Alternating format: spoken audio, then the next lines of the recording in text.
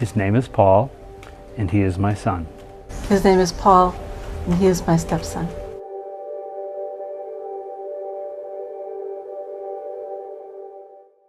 Paul died October 1st of 1997. He was 22 years old. He was on top of an abandoned building in Milwaukee, tagging graffiti, whatever you want to call it. And the old building had rotten parts in it. He fell through the roof approximately 30 feet to the concrete floor beneath him, and he died.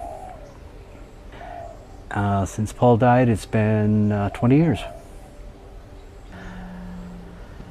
At first it was, I don't think I'd ever want to do that or wish that upon anybody else, is to have to do what we've had to do, like go down to a morgue and identify a body, or call the mother up and tell them that their son is dead.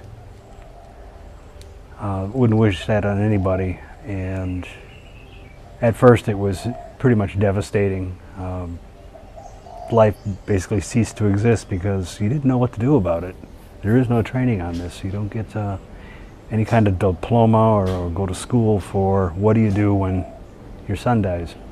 But one more thing that I really haven't told a lot of people or spoken about it, because it is a little bit uncomfortable, is there is an anger factor where you can be a little bit pissed off at the person who just died, because it can be pretty inconvenient, as you can well understand, to have to, why did you do this? Why do I have to go and tell your mother you're dead? And you are so angry that you got stuck in that, almost like survivor guilt. It's something that I heard about along the way. It's called grieving inappropriately. And I remember sometimes lashing out at people. I wasn't lashing out at those people, I was lashing out at the pain, but perhaps the things that I said weren't kind. And a part of what you go through is learning to forgive yourself for that stuff too. Learning to forgive yourself for how perhaps you didn't always handle it perfectly along the way. I think that when Paul first passed, we really felt guilty about feeling good. We felt guilty if we ever smiled, if we ever had any pleasure in our lives. And some people, I think, really never get past that stage. I think about 2 years after Paul passed, we said that we were going to move forward and that we could do that without forgetting Paul. You're going to have to get to a part in your life where you seriously have to make the decision that, yeah, I got to let this drop. I have to kind of keep going. Because if you carry it like a stone on your back, it only gets heavier. Paul was always a private person. He didn't really say much to me. Not that I would always approve of everything he did, because I didn't. Paul was straight edge. Organization that, depending on the sect, they have kind of some vague how the rules are, but vegan, no drugs, no alcohol, basically a straight life, straight edge. And that's what he lived. He had a tattoo that said, "One life drug-free." He would not take any drugs, whether he needed them or not. He would not take them. He made it a point in his life to try and get other people off of drugs or alcohol or whatever abusive things that they were into. Several of them showed up at his funeral to testify in his behalf, to say that this young man said, "Go straight," and I did. I think Paul saved some lives. I think when 400 people show up, you must have done something. And some of the kids at the funeral who got up to speak actually said, "Paul saved my life.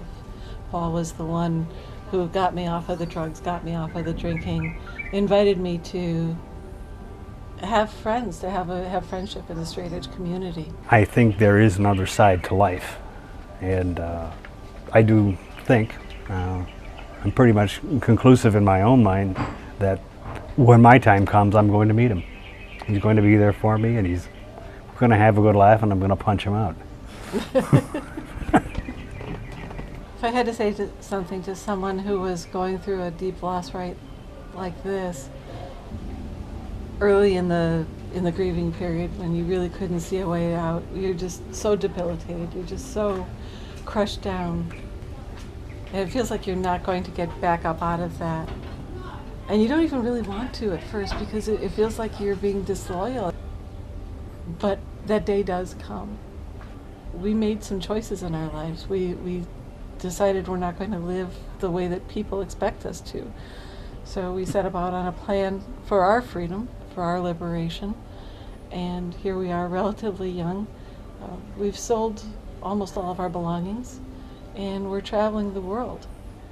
And we're living, I think, a beautiful life. And we carry Paul with us. So it doesn't go away, but we're living life on our own terms. And it's never going to go away. No. It's not supposed to. He was my son.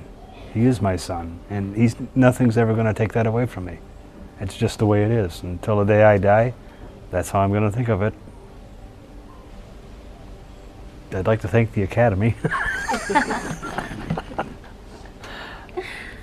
No, we're laughing. That's one thing you got to learn to do. You got to learn to laugh. Again, as hard as it may seem, you got to learn to laugh. Do something stupid. Not illegal, stupid. Go talk to people. Talk about it again and talk about it again, if that's what it takes. And reach out to the other people who are going through the grieving process with you. They're on the same timeline as you. Give them a phone call. Some of them will surprise you. They'll come to your house, they'll cook you a meal, they'll let you cry on their shoulder, and they'll come back for more. And those are the people that really will be with you for the rest of your life. Don't struggle through this all alone and feel like you can't get help.